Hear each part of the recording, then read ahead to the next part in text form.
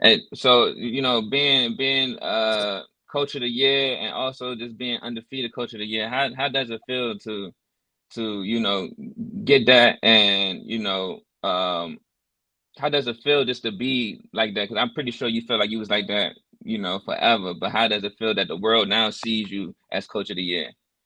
Man, I look at it like this, brother, and I promise you this, man. All the accolades is good, and I loving it, and the world's finally seeing that what we do over here, over at BNB, you know, is something good.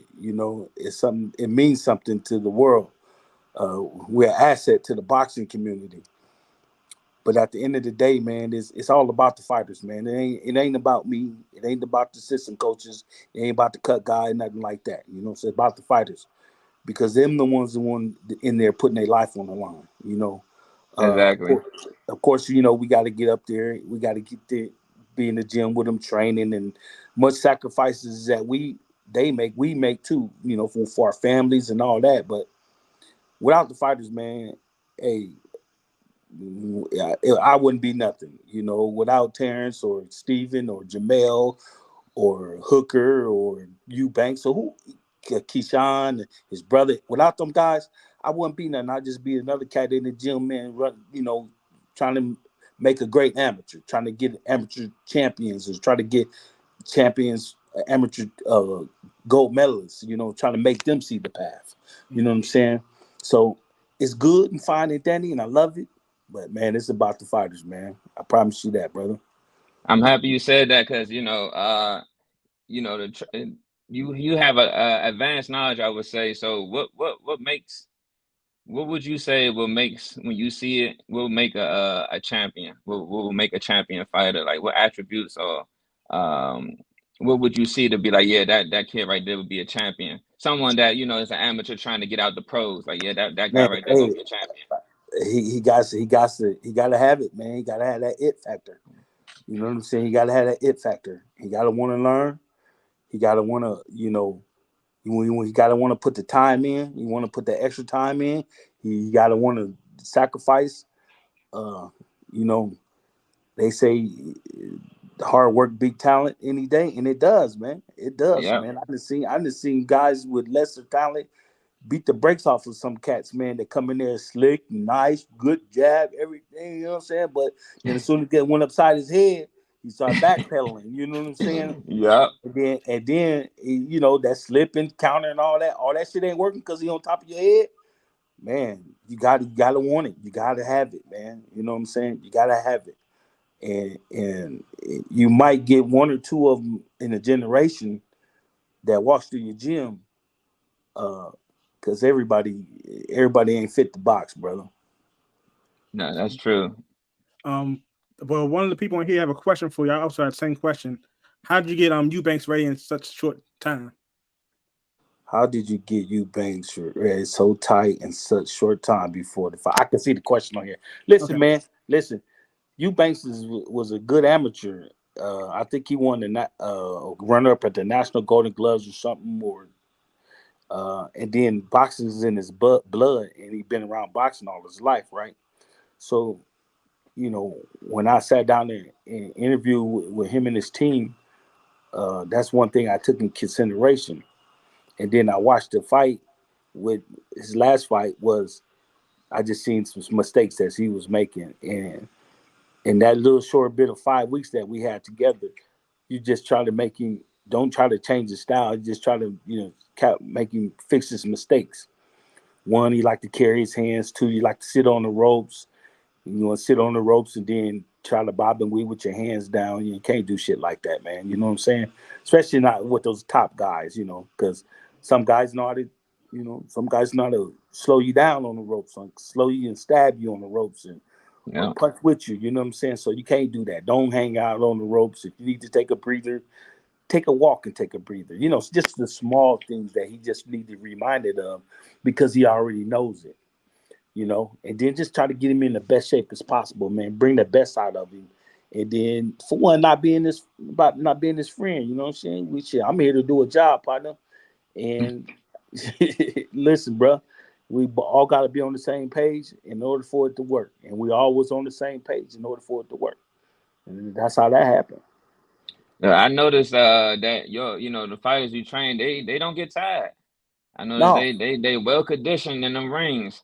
yeah, man, that's the most important thing because you can't ask somebody to do something if he ain't fit to do it. You know what I'm saying?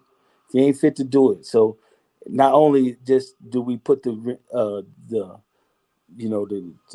time in the gym, but we put the time on the road, in the swimming pool, in the mountains, on the track, everything, man. You got to be able to do it. You got to be able to push these cats, man. For it, in order for it to work. Mm. So how can I say how since you have a lot of fighters, a lot of top fighters, I want to say. So how is camp like going in between these fighters? When you're training and working with them, how are you come in even headed, or you change your style for each fighter that come across? No, well, see, like now, like we in camp for Keyshawn Davis for his Pedraza fight, and Oh we yeah, yeah. five 5 weeks out, right? Mm-hmm.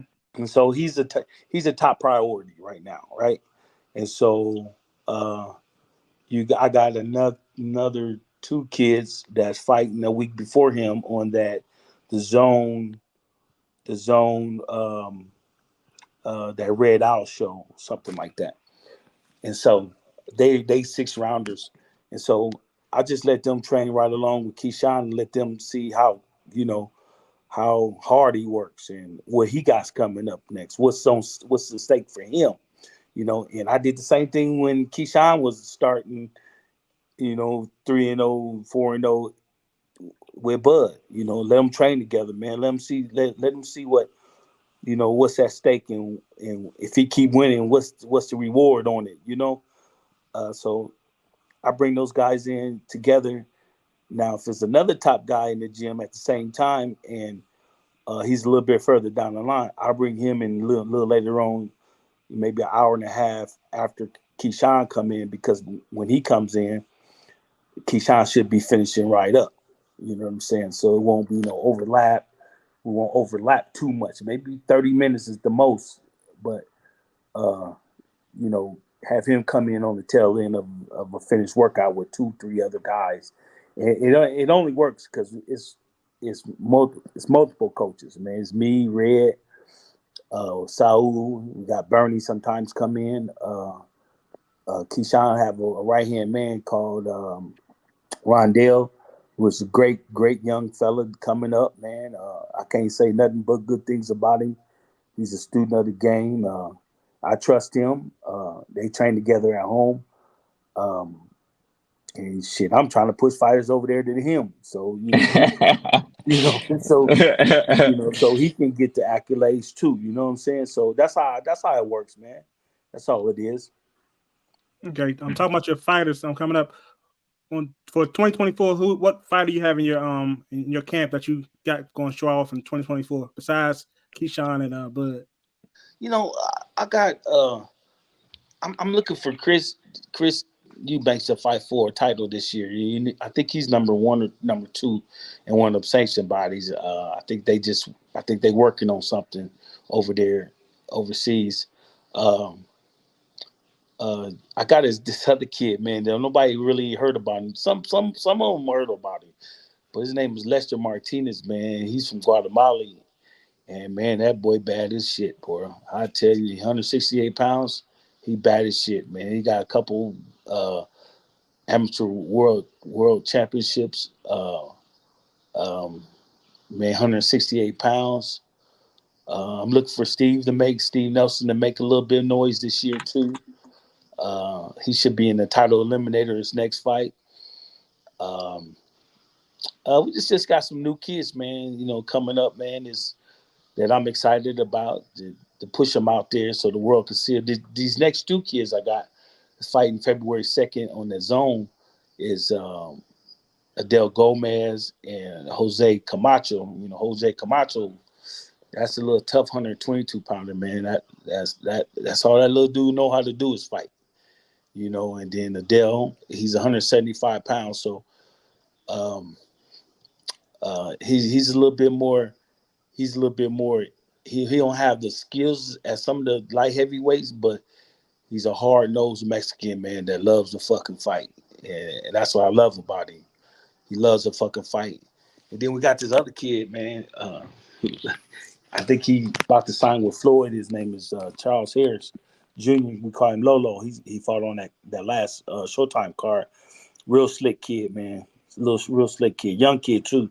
Uh, Sometimes he's Keyshawn's chief sparring partner, and little dude, little slick little dude, man. Nice, real nice, man. So that's what I'm probably looking at this year. Okay, okay. We definitely, if you can, if we can, get them to come up on the show too, so we can shine Yeah, some light on them, so yeah, we can yeah. shine a No light on problem, man. on some of those fighters. Nope. To the the person that's inspired to be a trainer or to be somewhat of you. What would you say will contributed to your road to success as a trainer, as a coach? Just the love for the sport, man. You know what I'm saying? Just the love for the sport. Staying in the gym every day, going to the gym the days that don't feel like it. You know, just being a role model for the kids, man. For the kids, and just let them know that you're dedicated to the gym and getting them better. And when they see it, man, they'll latch on. Then you guys will develop a relationship, and then just start talking to that kid about getting to the next level.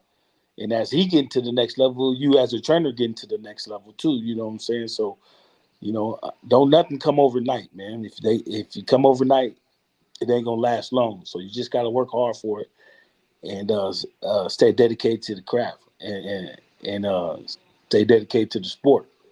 Because what you put in the sport is what you're gonna get out. Exactly. A quick question. What motivates you? What motivated you to become who you became? What motivates you? Oh man, it's God gifted, man. God gave me the talent to to love the sport and try to understand the sport every day that I do it, and just try to be a good trainer for the fighters, man. A good trainer for the fighters. When they see you sacrifice and do the things that you do to try to get them to the next level, man. I mean, it's easy. It's easy. It make the relationship between fighter and trainer better. It make the relationship between the fighter and the family better.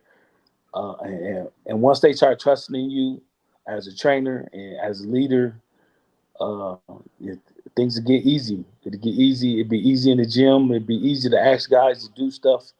And then when you try to push them, man, you you ain't gonna get that feedback you'll get from a guy been in the gym for 6 months and like, damn, why you gotta train this motherfucker hard? Shit, that's all he fucking do. Crying, yelling at us, and pushing us. It'd be easier because they know what the remedy is. They know how to get to the next level. They trust in you to get them to the next level. So that's what motivates me, man. Just making young fellas and young ladies come through them gym doors, man. And when they shine, I smile. It's because I know I did my job. Exactly. No, that's good. Curious about, you've been in boxing, for a long time.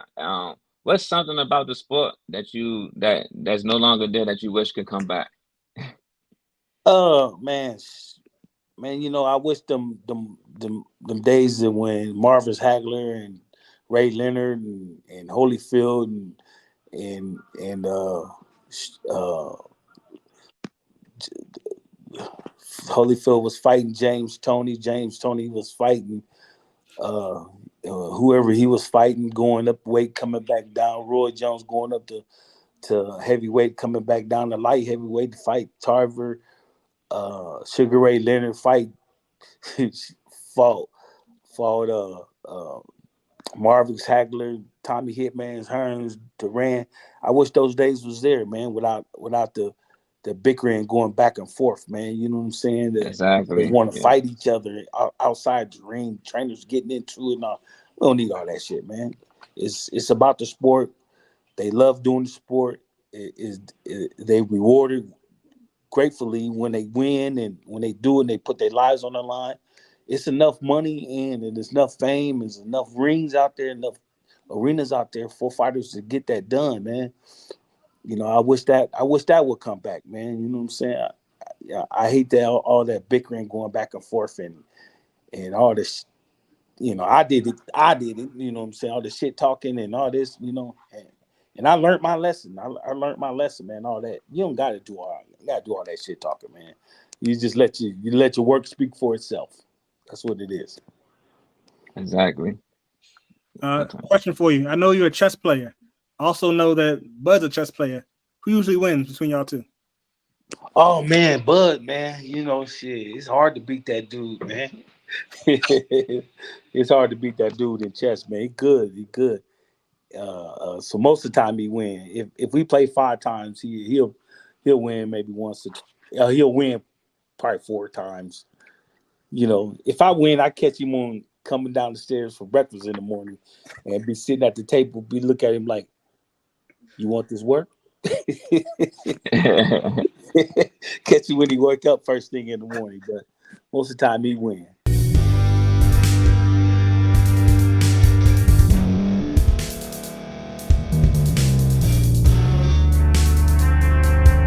Thank you for staying to the end. If you're watching this on YouTube, please like this video, subscribe, and also hit that notification button so you can be notified next time we put out a video. If you're listening on any podcast platform, subscribe and hit that notification button, y'all, so you can be notified we put out another podcast audio. And last but not least, hit that share button. No matter what you're listening to or watching it, hit that share button and send it to somebody that you know that would love to watch this episode you just listened to. So once again, thank you for staying to the end, and we'll see y'all at the next episode.